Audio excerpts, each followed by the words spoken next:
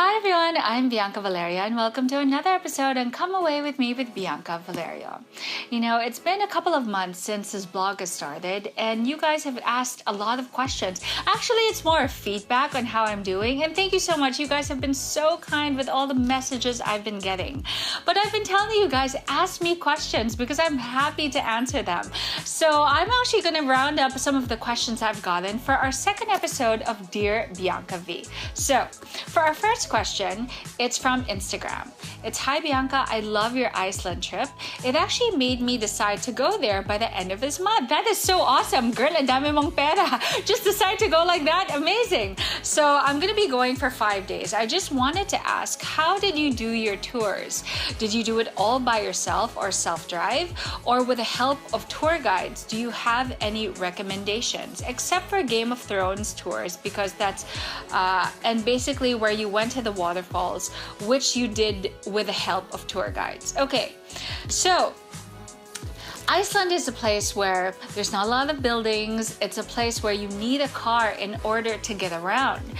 Yes, there's so many car companies that you can rent from right from the airport. Although in our case, whenever we travel with my family, we do private tours. So right from Manila, my sister, who is the amazing navigator researcher that she is, she researches different companies based on reviews, based on just, it's really, she tries to read a lot of reviews on the top private tours.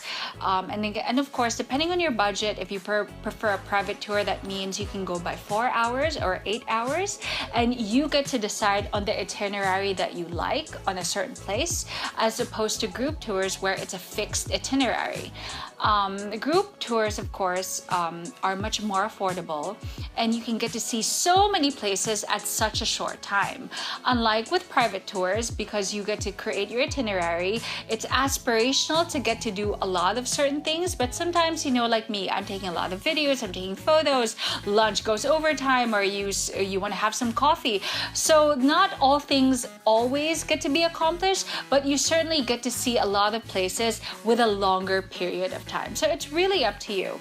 Now for Iceland, we did the private tour, and then for Game of Thrones, we actually that was a group tour.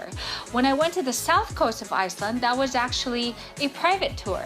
So there are a lot of tour groups that actually offer group tours for south coast of Iceland. But if I were you, if you can drive, oh my God, how I would love to get to drive around Iceland. Just make sure you have an international license. So there you go. Hope that helps.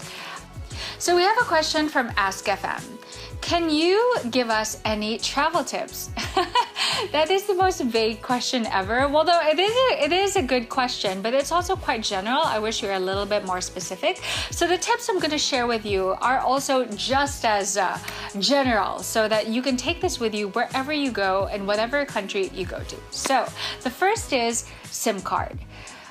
You know, roaming charges, data charges, they can cost more than the actual trip itself. So I suggest you do the research from back home, what are the best mobile companies. And sometimes when it sounds too good to be true, it probably is. When sometimes it's so cheap, usually the internet is so slow, or the 3G is so slow, or if not, the coverage is so bad. And especially if you're going to a place where it's quite rural, it's not really an urban city, the coverage can be quite terrible. So you got to do your research. Make sure that even if you're going to spend a little bit more, but if your coverage and the speed of your 3G is awesome, then I would rather do that, right? Okay, next, money. So your money changers, sometimes you will arrive, like for example, if you're taking the Philippine Airlines flight to Guam, it arrives I think at around 4 a.m., 4 or 5 a.m. and usually the money changers are still not available. So you arrive at odd hours, and even if you're at the airport, everything is shut still. So it's always good to have money already with you. It's also good to have an international ATM. I actually bank with BPI. I have several banks, but with BPI, this is what I use because the rates that they actually have with the banks in certain countries is actually pretty good. You don't lose a lot of money. What else? It's always good to have small change because you're gonna tip. You're gonna pay for the cab. They're gonna say they don't have change. And usually they really don't have change, or they just really want the tip. So it's always good to have those loose bills apart from the big bills. Traveler's checks. I admit I don't really travel much with traveler's checks anymore, although this is a very safe thing to do, especially if you're not used to traveling. Why? Well, for starters, if somebody steals it, it has your signature, they can't use it, correct? So at least when you lose it, you don't feel so bad. And you can just, I guess, I don't know if you can have them replaced, but the point is if they are stolen, nobody can use them other than you. What's the next step? Packing capsules. Okay. Now, when it comes to packing capsules, it also has to do with money. Now, when I shop in Daiso. Daiso is the 100 yen shop in Japan, and they actually sell those packing capsules where they're like packing luggages, and they're quite flimsy. They're very thin in material, and the reason why I love them is because, remember, your baggage weight is so important, especially if you're traveling, let's say economy or flying budget, right? So when you have these packing capsules, they add up to the weight of all the clothes that you've packed, correct? So you want them actually to be a very light material, and even the zipper, you don't want them to be extra sturdy because that metal will add to the weight as well. And with regard to the money, I actually buy several cheap wallets, especially coin purses, and I just actually label them. I put Japan, Canada, US, and so on and so forth, so that I don't have to keep switching money, and then I get confused which one is which. All the money looks the same, the colors look so confusing, and I just label them and I tuck them away in one box so that should I return to that country again, all I have to do is pull out that country and I'm good to go, right? Okay. Before, of course, you go to any place, it's always good to research, especially for me. I'm a vegetarian, so there are many restaurants I would like to eat at, but sometimes, what if there's nothing for me to eat, right? Or in many cases in Japan, a lot of their menus are actually not in English, and sometimes they even turn away people who are not local because they're really just really small restaurants. So in this case, you don't want to be a bother to them because they can't really accommodate you because they can't understand you. So it always helps to study the menu beforehand, and thank God for Google Translate, you can easily do that today.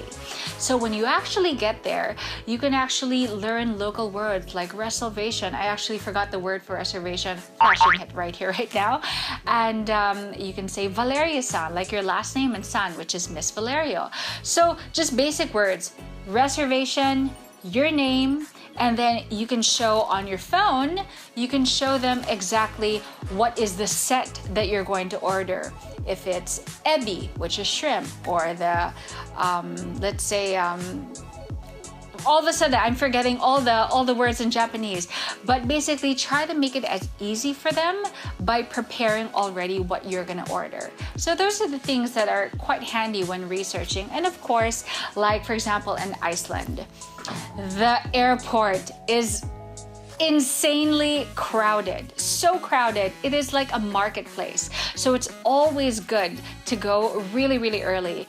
And for people like me, I'm the type who likes to go an hour before or 45 minutes before because I've checked in online. I'm a little bit too cocky. I know I'm gonna be okay, but you gotta research even on airports as well. Is it quite small? Is it quite big? There's a lot to walk. Is it hard to form a line, and all these things. So these are the things that add to a more enjoyable trip if everything is quite organized. And last but not the least, wear comfortable clothes. I know it may not seem that way, that I wear comfortable clothes on my Instagram because they are quite, I guess, OOT ready. But if you have to believe me, before I leave for a trip, my packing takes a full day. Why? I do like a fashion show. I actually do all the layering. I actually try and fit all the clothes with the shoes. I walk in them like crazy. I do jumping jacks. Like, I rehearse with my travel clothes to see how comfortable they are. I Indian sit. I sit on the floor. I'm lifting my luggage. Are my jeans gonna rip off? I try and rehearse all the basic maneuvers I'm going to do in the traveling to see if they're really secure.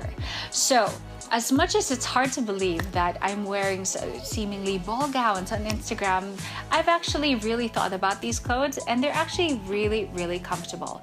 And shoes are the most important thing. Remember, when you're so tired, your feet actually expand quite a bit.